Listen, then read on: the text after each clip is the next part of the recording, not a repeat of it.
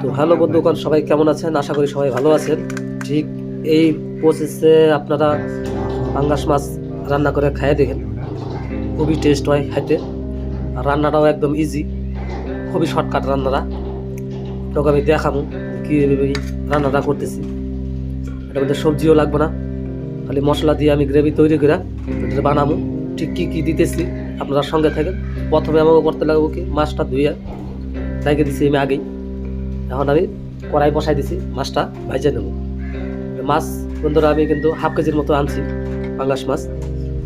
তো এটা আমি আপনাকে রান্না করে দেখাবো যে কী করে আমি রান্নাটা করতেছি। তার জন্য তেল দিয়ে দিচ্ছি, তেলটা গরম হোক। গরম করার সময় দিলে একটু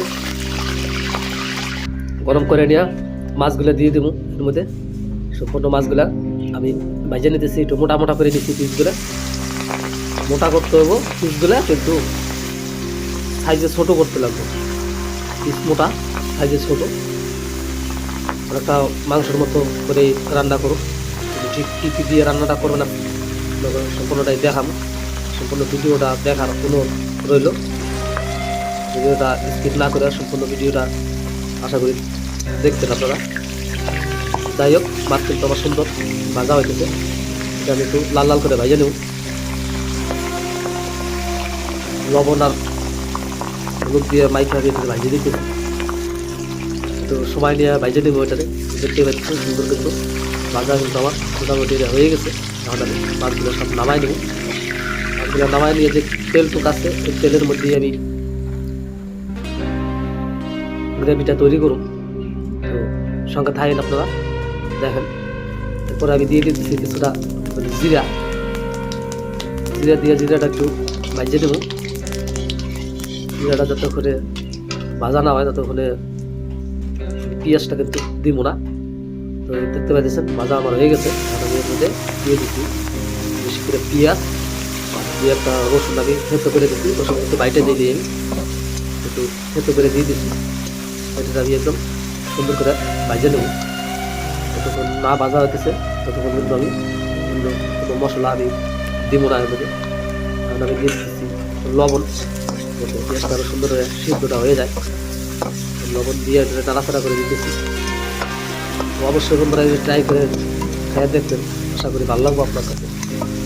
কারণ অনেকেই আছে পাঙ্গাস মাছ খাইতে চায় না, কেউ বানায় খাই দেবেন, খুবই ভালো লাগবো। এই মাছটা থেকে কিন্তু অতিরিক্ত তেল বেড়ায়, যার জন্য বেশি তেল ধোয়ারও দরকার পড়ে না। তো দেখতে পাইতেছেন আমার কিন্তু ভাজা মোটামুটি হয়ে গেছে। এটা এরপরে আমি বাইরে রাখছিলাম শুকলা লঙ্কা আর হচ্ছে আদা, দুইটা দিয়ে আমি আরেকটু টাইম কষাই নেব। জল সহকারে দিয়ে দিচ্ছি ভালো করে পেঁয়াজটা আরও সুন্দর সিদ্ধটা হয়ে যায়। পেঁয়াজ থেকে পুরাতন তেল যখন ছাড়িয়ে দিব, তারপরে আমি জলটা ব্যবহার করব। সঙ্গে থাইকেন আপনারা দেখতে পাচ্ছেন সুন্দর কিন্তু আমার ভাজা হয়ে গেছে। এটা তেলও ছাড়া শুরু করে দিতে।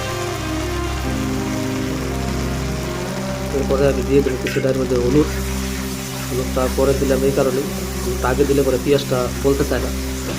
হলুদটা হলো পরে দেবেন। পেঁয়াজের আগে হলুদ দিলে পরে কিন্তু পেঁয়াজটা বলবে না, এই জিনিসটা মনে রাখবেন আপনারা। আমার কিন্তু মোটামুটি এটা ভাজা হয়েই গেছে। আমি এর মধ্যে ব্যবহার করুন পরিমাণ মতো জল দিয়ে দেবো এর মধ্যে। জল বেশি জল দেওয়াও যাবে না, একটু হালকা এসে মোটা টাইপের ঝোল হবো। পাতলা ঝোল কিন্তু করা যাবে না, এটা তাহলে ভালো লাগবে না। যাতে হলো মাছের গায়ে যাতে মশলাটা ফ্লেভারটা সুন্দর করে লাগে। জল দিচ্ছি, জল কিন্তু আমার ফোটাও শুরু হয়ে গেছে। এরপরে আমি 4টা কাঁচা লঙ্কা দিয়ে দেবো এর মধ্যে। কাঁচা লঙ্কাটা দিলে পরে কাঁচা লঙ্কার যে একটা ফ্লেভার আছে, ফ্লেভারটা চলে আসবে তরকারির মধ্যে। কাঁচা লঙ্কাটা একটু পরে দিলাম আমি। দেখতে পাইতেছেন সুন্দর কিন্তু আমার এটা ওটা হয়ে শুরু হয়ে গেছে। আর হচ্ছে আমার পেঁয়াজটাও কিন্তু মোটামুটি গলে গেছে। এখন আমি দিয়ে দেবো এর মধ্যে ভাজে রাখা মাছগুলো দিয়ে মাছটাকে একটু মশলার যে ফ্লেভারটা যাতে মাছের মধ্যে ঢুকে এতটুকু টাইম রাখতে লাগবে, কমসে কম 5-10 মিনিট রাখতে লাগবে। এটা ততক্ষণে জলটাও আমার আরও শুকাই যাবে, আরও বাড়বে। বানায় খাই আশা করি। এটা আমি দিয়ে দিলাম কিছুটা জিরার যে বাইটে রাখছিলাম জিরা বাটা, ফুলের পরে বাজার পরে আমি দিয়ে দেবো এর মধ্যে ফিশ কারি যে মশলা হয়, ফিশ কারি মশলা। এটা কিন্তু আমার পুরোপুরি রেডি হয়ে গেছে বন্ধুরা। অবশ্যই ট্রাই করে খাইয়ে দেখবেন, কমেন্ট করে জানাবেন আমাদের কেমন হয়েছে। আজকের জন্য বন্ধুরা এইটুকুই ছিল। দেখা হচ্ছে নেক্সট কোনো ভিডিওতে নতুন কোনো রেসিপি দিয়ে। ততক্ষণের জন্য ভালো থাকবেন, সুস্থ থাকবেন। এতক্ষণ আমার সাথে থাকার জন্য অসংখ্য ধন্যবাদ।